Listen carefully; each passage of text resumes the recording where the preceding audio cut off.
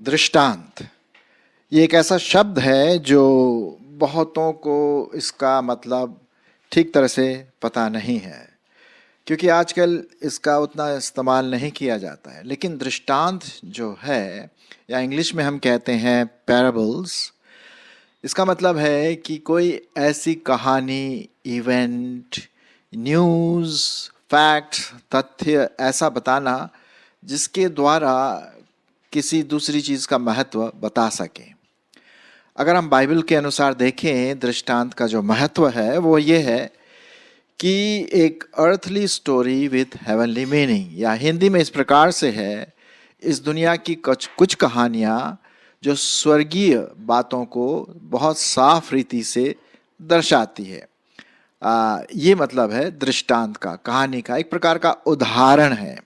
ठीक है, एक प्रकार की कहानी भी हो सकती है, या फैक्ट, न्यूज़ आर्टिकल, कुछ भी हो सकता है जिसके द्वारा हम किसी चीज़ को और अच्छी तरह से समझा सकते हैं, विशेषकर उन लोगों के लिए जो उतना उन बातों के बारे में या स्वर्ग की बातों के बारे में उतना नहीं जानते हैं। हमारे प्रभु यीशु मसीह ने ज़्यादातर जो भी टीचिंग उसने दिया वो हमेशा दृष्टांत दे करके बताया कि स्वर्ग का राज ऐसा है, स्वर्ग का राज इस प्रकार से है, कौन अच्छा पड़ोसी है। जब भी लोग आकर के पूछते थे तो वो हमेशा एक कहानी या एक उदाहरण, जैसे कि एक के पास 100 भेड़ें थी, उसमें से एक खो गई। स्वर्ग का राज उस प्रकार से है कि किसी ने अपना एक सिक्का खो दिया और जब पाया तो बहुत खुश हुआ। तो इस प्रकार की जो चीज़ें हैं वो प्रभु यीशु मसीह ने बताई ताकि सुनने वाला उसको समझ सके और समझने के द्वारा उसका वो प्रत्युत्तर भी सकारात्मक रूप से दे सके। तो आज का जो हमारा विषय, जैसे कि आप देख रहे हैं, दृष्टांत का महत्व जो हमारे बाइबल में है, पुराने नियम में भी है, नए नियम में भी पाया जाता है। और यहाँ पर यदि आप इस ड्राइंग को देखें तो वहाँ पर जो लीडर है अर्थात प्रभु यीशु मसीह और चेले या भीड़ चारों तरफ हैं, और वो उन्हें उपदेश देता रहा, शिक्षा देता रहा दृष्टांतों के द्वारा। तो आज मैं एक पर्टिकुलर चैप्टर, एक विशेष चैप्टर जो पाया जाता है मत्ती रचित सुसमाचार और उसका 13वां अध्याय आपके सामने रखूंगा, इस बात को दर्शाने के लिए कि दृष्टांत का क्या महत्व है और क्यों प्रभु यीशु मसीह ने दृष्टांतों से बात किया। उसने करीब 40 से ज़्यादा ऐसे दृष्टांत दिए जो आप मत्ती, मरकुस, लूका, यूहन्ना में पढ़ते हैं।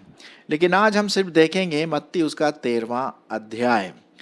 और कई बार ये शब्द आया है दृष्टांत, दृष्टांत, दृष्टांत, या उदाहरण, कहानी, तथ्य, इस प्रकार की बातें। ठीक है, तो आइए, जब भी हम कभी किसी को प्रभु यीशु मसीह के बारे में बताते हैं, बाइबल के बारे में बताते हैं, तो हम हमेशा एक उदाहरण दें, एक और कोई ऐसी कहानी बताएं, क्योंकि हमारे जो ईस्टर्न साइड में, जैसे कि भारत हुआ, चीन हुआ, जापान हुआ, इस साइड में ज़्यादातर चीज़ों को और साफ रीति से बताने के लिए कहानी का इस्तेमाल करते थे, कविता का इस्तेमाल करते थे। ठीक है, तो आइए हम देखेंगे मत्ती उसका 13वां अध्याय, और मैं शुरू करूंगा उसका 3 पद से।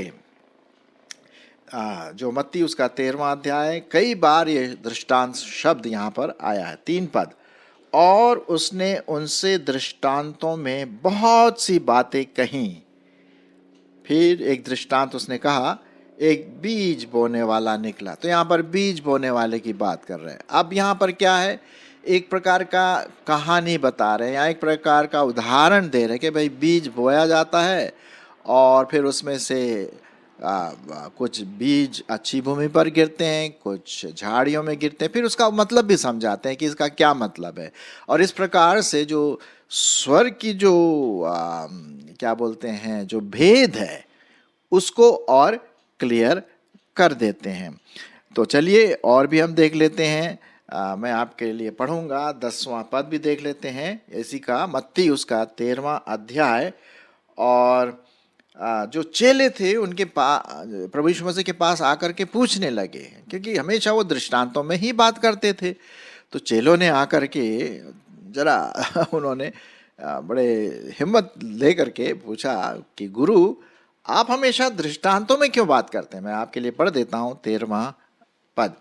और चेलों ने पास आकर उनसे कहा, तू उनसे दृष्टांतों में क्यों बातें करता है ना। नेचुरली एक स्वाभाविक प्रश्न उठता है, क्यों दृष्टांत हमेशा कहानी या कुछ उदाहरण देते हैं? तो यीशु मसीह क्या कहते हैं जरा हम देख लेते हैं।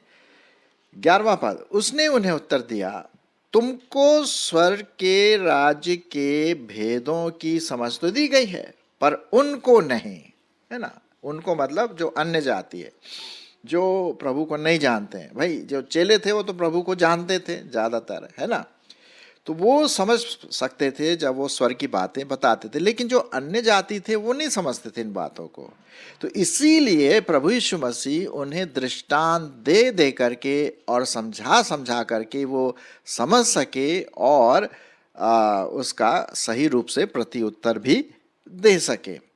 यहाँ लिखा हुआ है 12 पद 13 पद भी, क्योंकि जिसके पास है उसे दिया जाएगा और उसके पास बहुत हो जाएगा, पर जिसके पास कुछ भी नहीं है उससे जो कुछ उसके पास है वो भी लिया जाएगा। मैं उनसे दृष्टांतों में इसलिए बातें करता हूं। अब सुनिए क्यों प्रभु यीशु मसीह दृष्टांतों में बात करते हैं। मैं उनसे दृष्टांतों में इसलिए बातें करता हूं कि वे देखते हुए नहीं देखते और सुनते हुए नहीं सुनते और नहीं समझते हैं। और फिर वो एक भविष्यवाणी जो भविष्यवक्ता यशाया ने दिया था उसके बारे में कहते हैं, और उनके विषय में यशाया की यह भविष्यवाणी पूरी होती है, तुम कानों से तो सुनोगे पर समझोगे नहीं, आंखों से तो देखोगे पर तुम्हें सुझेगा नहीं। क्यों? क्यों इन लोगों के मन क्या हो गए? सुस्त हो गए। कानों से ऊंचा सुनते हैं, आंखें मूंद ली हैं। ऐसा ना हो कि आंखों से देखें और कानों से सुने और मन से समझे और फिर जाए और उन्हें मैं चंगा करूं। तो यहाँ पर हम देखते हैं कि प्रभु यीशु मसीह बहुत साफ रीति से ये बात कहते हैं कि भाई वो समझ सके। लेकिन ये लोग ऐसे हैं, अन्य जाति ऐसे हैं, वे सुनते सुनते थक जाते हैं, उनका कान मोटा हो गया या वह ऊंचा सुनने लगे हैं। ठीक है। और अब इसका कहने का मतलब एक प्रकार से उदाहरण देकर के कहते हैं, इसका मतलब नहीं कि उनके कान नहीं है, कान है उनके, लेकिन एक तो होता है सुनना और एक दूसरा होता है सुनना। ये पहला वाला सुनना क्या है? भाई सुन लिया, उसका कोई मतलब आया नहीं आया ऐसे चला गया। दूसरा वाला जो सुनना होता है वो ध्यान से सुनना होता है और उस पर अपनी प्रतिक्रिया या रिस्पॉन्स देना होता है। तो जब भी हम आप परमेश्वर का वचन सुनते हैं, पढ़ते हैं, ये ज़रूरी है कि हम उसके मतलब को भी समझें। जी हाँ।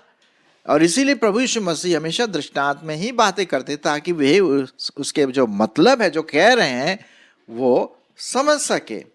तो इसलिए प्रभु यीशु मसीह ने हमेशा दृष्टांतों में बात किया। लिखा हुआ है 16वां पद में इस प्रकार से, धन्य है तुम्हारी आंखें कि वे देखती हैं और तुम्हारे कान जो सुनते हैं, है ना। कान सुनते का मतलब ध्यान से सुनते हैं, आप उस पर विचार करते हैं, मंथन करते हैं, ध्यान से मन लगाना, वो एक प्रकार से रियली सुनना होता है। चलिए और आगे हम बढ़ते हैं, देखते हैं क्या क्या लिखा हुआ है। मैं आपके लिए पढ़ूंगा 18वां पद। चलिए 18 पद में क्या लिखा है? अब तुम बोने वाले का दृष्टांत सुनो। अब क्या कह रहे हैं वहां पर? जो बोने वाले का जो दृष्टांत दिया उसका मतलब क्या है ना। देखिए, ताकि हम सिर्फ कहानी ना सुने, उदाहरण नहीं देखें, उस उदाहरण के पीछे जो मतलब है उसको हम समझें। और जो कोई उसको नहीं समझता, वो कान होते हुए भी नहीं समझते हैं, आँख होते हुए नहीं देखते हैं, मन में सोचने के बाद भी वो नहीं समझते हैं। लेकिन अब यहाँ पर उस दृष्टांत का मतलब बड़े साफ रीति से प्रभु यीशु मसीह यहाँ पर कहते हैं। ठीक है, तो खैर हम थोड़ा सा इसका प्रैक्टिकल इम्प्लीकेशन जो है मैं आपको थोड़ी देर में बताऊंगा। फिर उसके बाद हम चलते हैं 24 पद। ठीक है, 24 पद में यहाँ लिखा हुआ है, यीशु ने उन्हें एक और दृष्टांत दिया, है ना। कई बार उन्होंने दृष्टांत दिया और उसमें से एक और दृष्टांत दिया, एक और उदाहरण दिया, एक और कहानी बताई। क्या? कि स्वर्ग का राज उस मनुष्य के समान है जिसने अपने खेत में क्या बोया? अच्छा बीज बोया। अब देखिए, अब वो जो कहानी बता रहा है कि ये दृष्टांत जो है, जब लोग सो रहे थे तो उसके बैरी आकर गेहूं के बीज, जंगली बीज बोकर चले गए। अंकुर निकले, बालें लगी और जंगली दाने के पौधे भी दिखाई दिए। और इस प्रकार से वो सोचे कि भाई जो जंगली पौधे हैं उसको काट दें। तो ये कहने का मतलब ये है कि इस दृष्टांत को देख करके प्रभु यीशु मसीह उनको साफ रीति से बताते हैं कि किस प्रकार से जो शैतान है वो हमारे जीवनों में आता है और जंगली बीज, बेकार के बीज, निकम्मे बीज, सड़े हुए बीज डालता है जिसका हमारा कोई मतलब नहीं है, और कभी कभी हम उसमें फंस जाते हैं। तो वो दृष्टांत के द्वारा ही बता रहे हैं। ठीक है, और अंत में क्या होता है, यहाँ पर लिखा हुआ है कि उसने कहा, नहीं ऐसा ना हो कि जंगली दाने के पौधे बटोरते हुए तुम उसके साथ गेहूं को भी उखाड़ लो। कटनी तक दोनों को एक साथ बढ़ने दो, और कटनी के समय में काटने वालों से कहो, पहले जंगली दाने के पौधे बटोर कर जलाने के लिए उनके गट्ठे बांध लो, और गेहूं को मेरे खत्ते में इकट्ठा करो। फिर उसके बाद यहाँ पर क्या लिखा हुआ है, 31 पद, एक और दृष्टांत प्रभु यीशु मसीह ने कहा। यह दृष्टांत क्या है? स्वर्ग का राज राई के दाने के समान है जिसे किसी मनुष्य ने लेकर अपने खेत में बो दिया। अब 31 में ये पद लिखा, उसने एक और दृष्टांत सुनाया।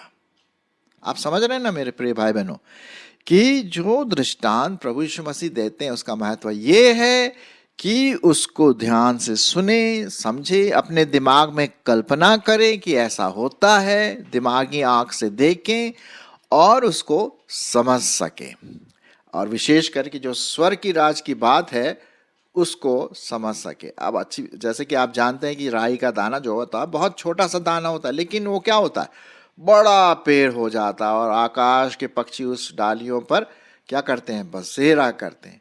फिर 33 पद में फिर वहां लिखा हुआ, उसने एक और दृष्टांत सुनाया। 33 पद, स्वर्ग का राज खमीर के समान है जिसको किसी स्त्री ने लेकर 3 पसेरी आटे में मिला दिया, और होते होते वो सब क्या हो गया, खमीर बन गया। तो कहने का मतलब ये है कि जब हमारे जीवन में पाप आ जाता है थोड़े से रूप में, तो हमारा पूरा व्यक्तित्व, पूरा हमारा दिमाग और व्यवहार क्या है, पापी सा हो जाता है। बस थोड़ा सा खमीर, थोड़ा सा जहर हमें मार सकता है आत्मिक रीति से, है ना। तो यहाँ पर जो खमीर की बात है, जो पूरे आटे को खमीर बना देता, उसी प्रकार से एक छोटा सा पाप हमारे जीवनों में इसी प्रकार का कार्य करता है। देखिए, तो ये दृष्टांतों के द्वारा, उदाहरणों के द्वारा, कहानियों के द्वारा प्रभु यीशु मसीह बताते हैं कि लोग इस बात को समझें।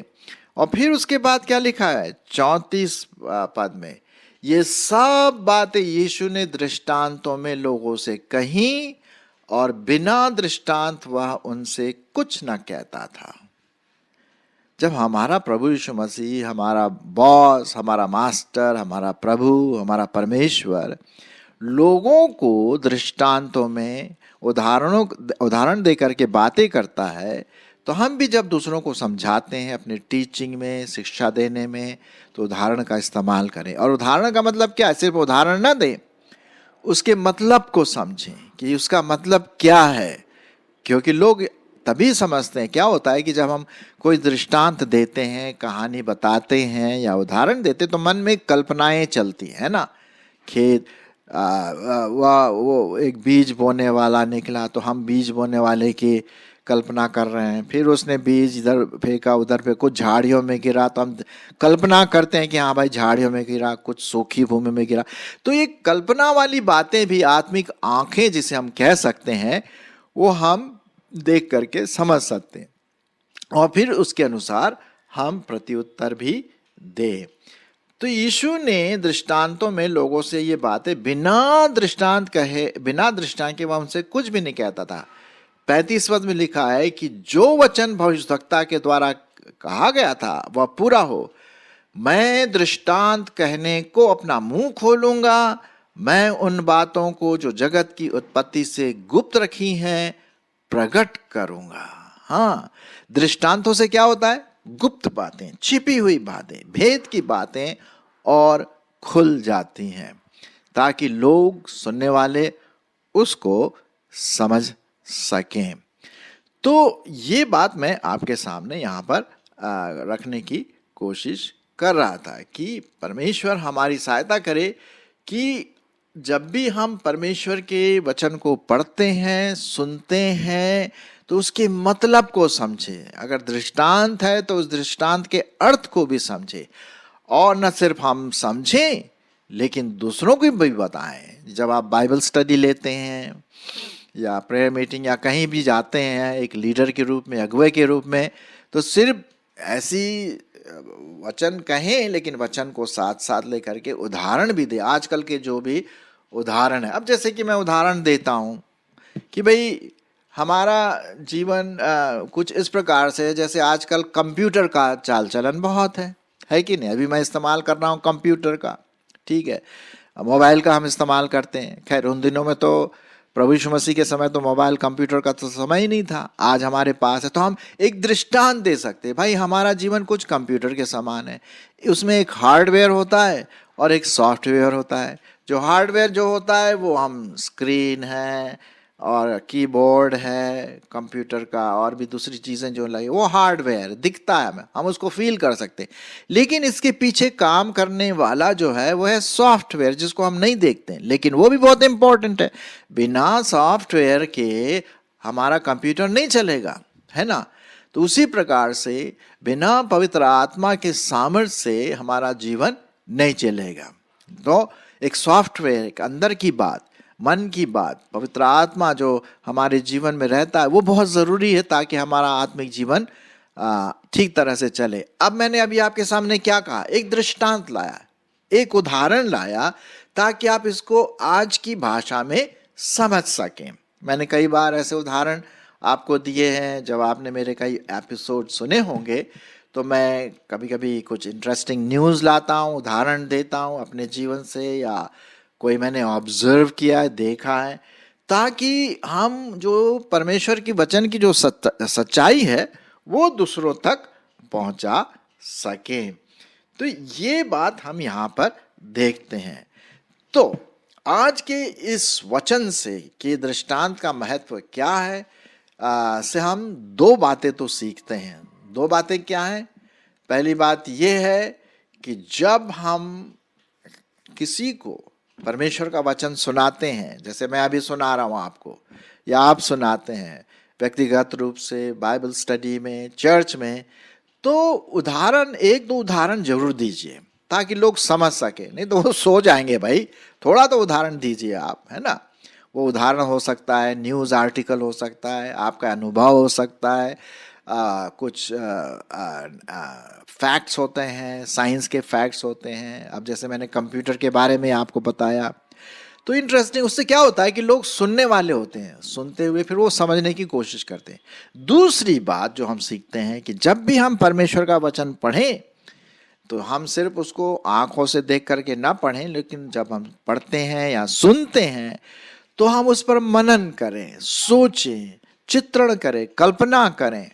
यही तो होता है ना दृष्टांत का, उदाहरण का मतलब, कि हम उसके बारे में सोचें और उसके कहे अनुसार सही रूप से, सकारात्मक रूप से हम उसका प्रत्युत्तर भी दे सके। तो दो बातें आज हमने देखा जब हम उदाहरण या दृष्टांत की बात करते हैं, जो प्रभु यीशु मसीह ने कही। लिखा हुआ है बिना दृष्टांत के तो प्रभु यीशु मसीह बात ही नहीं करता था। जब भी वो टीचिंग करता था, उपदेश देता था, तो हमेशा कोई ना कोई उदाहरण दृष्टांत देता था। अब जैसे कि आपको याद होगा, एक व्यक्ति प्रभु यीशु मसीह के पास आया और बोला कि अनंत जीवन पाने के लिए मैं क्या करूं? तो प्रभु यीशु मसीह ने कहा, भाई तू प्रभु परमेश्वर से पूरे तन मन के साथ प्रेम रख और अपने पड़ोसी के साथ अपने समान प्रेम रख। तो प्रश्न पूछता है वो दूसरा व्यक्ति, भाई मेरा पड़ोसी कौन है? तो यीशु मसीह क्या बोलते हैं? एक कहानी देते हैं, एक दृष्टांत सुनाते। भाई एक व्यक्ति जा रहा था, सामरी व्यक्ति, और वो गधे पर था और चोर डाकू ने आकर उसको परेशान किया, अधमरा कर दिया। दूसरा व्यक्ति आया, उसने उसको अस्पताल ले गया। तो पूछा, इसमें से कौन पड़ोसी है? तो उस व्यक्ति ने कहा, भाई वही जिसने उस अधमरे सामरी व्यक्ति की सहायता की। तो देखिए, दृष्टांत के द्वारा, उदाहरण के द्वारा अब सच्चाई बिल्कुल सामने आ गई। तो आइए हम दृष्टांतों के महत्व को समझें, और जैसा प्रभु यीशु मसीह ने बातचीत किया वैसे ही हम दूसरों से भी करें। और जब हम परमेश्वर का वचन पढ़ते हैं, दृष्टांत वगैरह उदाहरण देते, उसके मतलब को भी हम समझने की कोशिश करें। परमेश्वर हमारी इसमें अगुवाई करे।